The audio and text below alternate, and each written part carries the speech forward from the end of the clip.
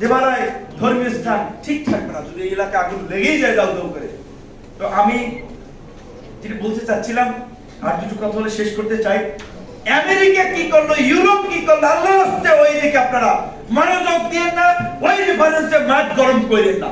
জনগণের দাবিতে মাঠ গরম করেন, জনগণের দাবিতে জনগণকে নিয়ে রাস্তায় নামেন। আমেরিকা তার স্বার্থে করছে করবে। বেরোজ আদেশ তো এখন বাতিল মাল, তার কোনো ভ্যালু আছে?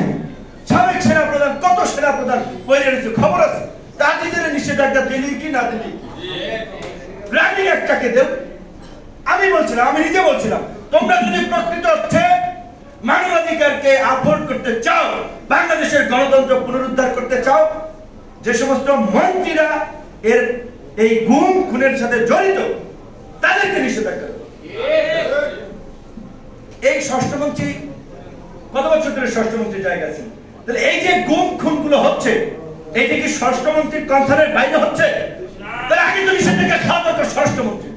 আমেরিকা দেখ, তাহলে আমেরিকা যদি প্রকৃত অর্থে আপনার গণতন্ত্র মানবাধিকার পুনরুদ্ধারের ত্রাতার ভূমিকায় সাজান ওমরের মতো যে অবতারের ভূমিকা অবতীর্ণ হতে চায়, তাহলে দেখ ষষ্ঠমন্ত্রীকে, তখন বোঝা যাবে।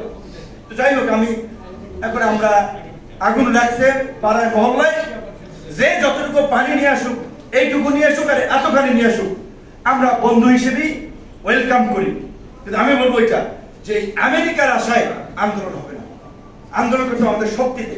জনগণ আজকে প্রচন্ড রকমের ক্ষুব্ধ, দ্রব্যমূল্যের ঊর্ধ্বগতিতে মানুষ অনাহারে অর্থাহারে একটা নীরব দুর্ভিক্ষ চলছে। দেশের অর্থনীতি ব্যাংকগুলোকে ঝাঁঝা করে ফেলেছে, বৈদেশিক ঋণ এখন 100 বিলিয়নের উপরে। নতুন করে রোহিঙ্গাদের আপনার খাওয়ানোর জন্য 54 কোটি ডলার, ডলারকে কনভার্ট করলে কত টাকা হিসাব করেন, 54 কোটি ডলার বিশ্ব ব্যাংক থেকে ঋণ দিচ্ছে। কই গেল ফুটানি যে তুমি 18 কোটি খাওয়াইতে পারো, তাহলে 20 লক্ষ বা 2 মিলিয়ন রোহিঙ্গাকে খাওয়াইতে পারো না? কোন বোন রে বলছিল, কোথায় গেল ফুটান কি বাহাদুর? এখন বিজ্ঞান দিচ্ছেন কেন বিশ্ব ব্যাংক থেকে? এবং এই বিজ্ঞান টাকা দিতে বিদেশের জনগণকে। আজকে আমাদের এতটা ঋণ করে পরবর্তীতে যারা সরকার চালাবে তাদের জন্য রাষ্ট্র পরিচালনা কঠিন করে দিচ্ছে। সাধারণ মানুষ হয়তো বুঝতেছে না, কিন্তু রাজনীতিবিদ আমরা যারা সচেতন তারা তো বুঝে, এগুলো তো আমাদের জনগণের কাছে তুলে ধরতে হবে। ব্যাংকগুলো এই মানে একটা কোম্পানি, সবচেয়ে আলোচিত কোম্পানি, এসব যেভাবে একের পর এক ব্যাংক দখল করে নিচ্ছে। বিএনপি একটা প্রধান বিরোধী রাজনৈতিক দল, বিএনপি স্পেসিফিক ভাবে নাম ধরে তাদের কথা বলে না। ওই শফিউল আলম প্রধানের কথা বলেছিল আপনার 64 জনের দুর্নীতি আসেন। আজকে আমরা যদি প্রকৃতভাবে বাংলাদেশকে আমূল বদলে দিতে চাই, দুর্নীতি দুঃশাসনের অবসান ঘটাতে চাই, শেখ মুজিবুর রহমানের সময় ছিল পাকিস্তানের 22 পরিবারকে চিহ্নিত করে, আমরা আজকে বাংলাদেশে এইভাবে যদি চিহ্নিত করি, লুটপাটের সাথে জড়িত 100 পরিবার পাবো।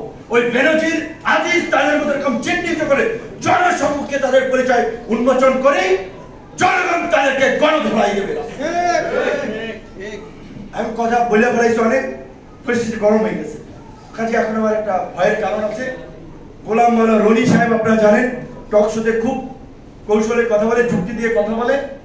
তিনি ঢাকা বিশ্ববিদ্যালয়ে তার বাসা থেকে আসার পথে গতকালকে আক্রমণের শিকার হয়েছিলেন। তো তিনি ওই পথ দিয়ে ওই সময়ে যাবেন কিংবা ওই স্পটে আছেন, সেইটা নিশ্চিত হয়ে ওইখানে একটা প্রস্তুতি নেবেন, কিভাবে সম্ভব হবে এটা?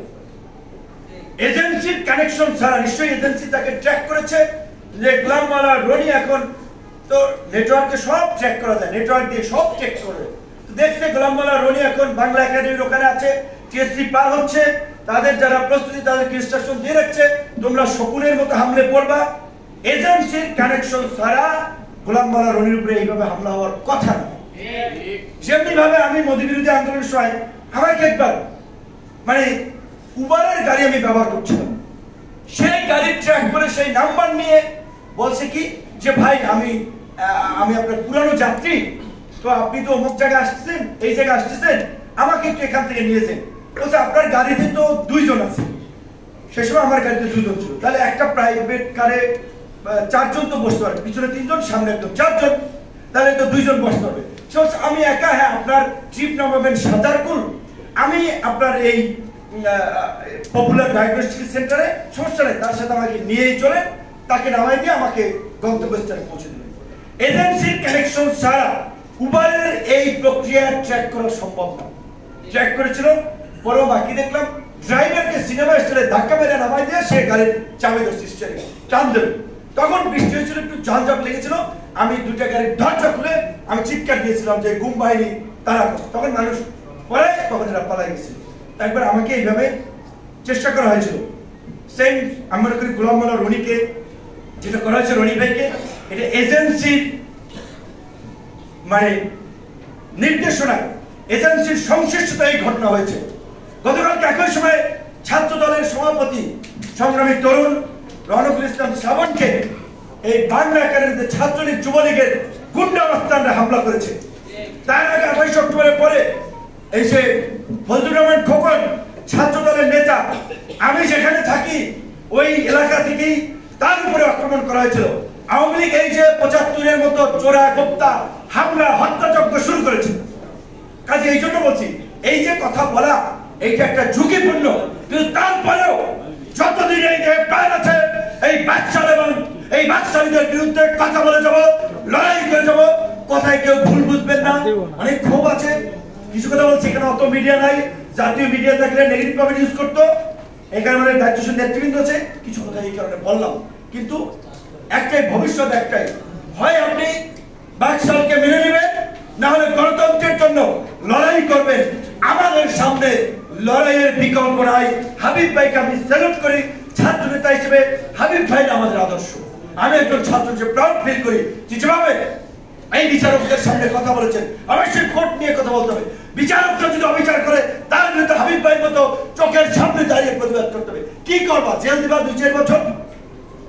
আজিজ বেনজির পুলিশ প্রধান, সেনাবাহিনী প্রধান একসাথে দাপটের সাথে গুম খুন হত্যাযজ্ঞ লুটপাট করেছে, মানুষের সম্পদ লিখিয়ে নিয়েছিল, এখন সব বের হয়ে যাচ্ছে। আজকে যারা এই অপকর্ম করছো সে যে যাই লেভেলের, কেউ রেহাই পাবে না। সর্বশেষ আহ্বান জানাবো, দেশটা আমাদের সবাই মিলে এই দেশে থাকতে হবে, এই দেশকে ভালো রাখতে হবে। পুলিশ, আর্মি, আনসার, সেনাবাহিনী, বিডিআর, রাজনৈতিক কর্মী সবাইকে বলবো গণতন্ত্রের পক্ষে থাকুন। ঐক্য এই বারবার বিভ্রান্তি করে আলোচনা করবেন না। ঐক্যবদ্ধ আমরা আছি, 63টি দল যুগপৎ আন্দোলন চলছে, আবার কিসের ঐক্য? ডেলি আলোচনায় শুনি যে আমাদের ঐক্যবদ্ধ হওয়া লাগবে, এক ব্যানারে আসা লাগবে। আজকে জামায়াত যদি মতিঝিল সমাবেশ করে, গণতন্ত্র মঞ্চ প্রেস ক্লাব করবে, গণ অধিকার আমরা আল্লাদের সামনে করবো, 12 দলীয় জোট পানি ট্যাঙ্কির সামনে করবে। এই যে 8-10টা সমাবেশ হচ্ছে, এইভাবে মিছিল হইলে পুলিশ প্রশাসন ছাত্রলীগ যুবলীগকে এইভাবে ফেস করতে হবে। আর আমরা যদি সব এক জায়গায় গোল হয়ে দাঁড়াই, তাহলে এক জায়গায় আপনারা এই বিষয়টা কেন বুঝেন না? শুধু শুধু এই বিতর্ক সৃষ্টি করে যে এক ব্যানার আসা লাগবে, নাহলে আন্দোলন হচ্ছে না। আন্দোলন তো হচ্ছে, হ্যাঁ, যেখানে গ্যাপ আছে সেটা আমাদের কাজে ওঠা লাগবে।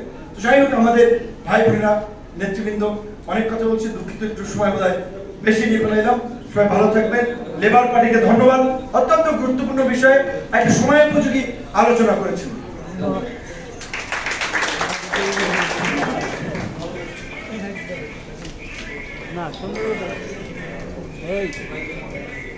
এখন আজকে আলোচনা সভায় বক্তব্য করতে এ পর্যায়ে আজকে আলোচনা সভায় বক্তব্য রাখছেন স্বৈরাচার বিরোধী আন্দোলনের 90-এর স্বৈরাচার বিরোধী আন্দোলনের নেতা, সাবেক ছাত্রলীগের সভাপতি, বাংলাদেশ জাতীয়তাবাদী দল বিএনপি